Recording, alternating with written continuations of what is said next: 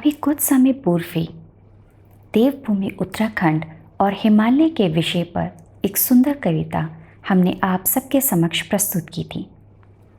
आज हम उसी उत्तराखंड के एक महत्वपूर्ण विषय पर कविता कहने जा रहे हैं। आज की तारीख में उत्तराखंड की सबसे विकट समस्या है पलायन की समस्या। इस पलायन के कारण उत्तराखंड के गांव खाली हो रहे हैं। इस पलायन के बहुत से कारण हैं जिस पर कई विद्वानों और विशेषज्ञों ने अपने अपने विचार व्यक्त किए हैं, किंतु उन सभी लोगों का दर्द जो कई कारणों से अपने घर बार छोड़ने पर विवश हुए, कोई नहीं बता पाया है। इस देवभूमि से पलायन करना किसी के लिए भी आसान नहीं रहा होगा। क्या बीती होगी उन लोगों पर जब उन्होंने विवश होकर अपने अपने घर बार छोड़े होंगे। इसी दर्द को श्री श्याम सिंह बिष्ट जी ने अपनी कविता देवभूमि लिखूं या पलायन भूमि में बहुत मार्मिकता से चित्रित किया है। आइए श्री बिष्ट जी द्वारा लिखित इस कविता से कुछ पंक्तियां सुनते हैं। खेतों की इस बंजर भूमि को पलायन लिखूं या उजड़ते हुए रिश्तों घरों के इन आंगनों को पलायन लिखूं।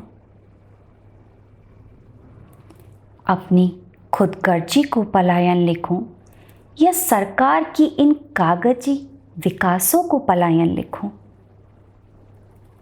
इस देवधरा की हो रही दुर्दशा को पलायन लिखूं या यहाँ की अव्यवस्था को पलायन लिखूं। मीलों ढो रहे इन कंधों के बोझों को पलायन लिखूं या वीरान शिक्षा की इन जगहों को पलायन लिखूं। सुविधाओं का अभाव के इन शब्दों को पलायन लिखूं या इन शहरों की चकाचौंध को पलायन लिखूं। परिवार की आकांक्षाओं को पलायन लिखूं, बदलता हुआ यह समय या बदलती हुई हमारी सोच को पलायन लिखूं। गिरती हुई इन दीवारों को पलायन लिखूं या जिस घर ने हमें बनाया उस खंडहर घर को पलायन लिखूं। दरवाजों पर लगे इन तालों को पलायन लिखूं या पठान में उपजे हुए इस हरी घास को पलायन लिखूं।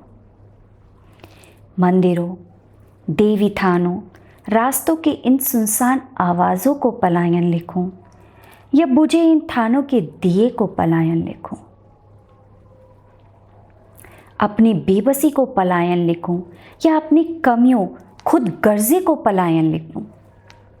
ऐ खुदगर्ज बिष्ट, अब तू ही बता, तेरी इस भूमि को देवभूमि लिखूं या पलायन की भूमि लिखूं।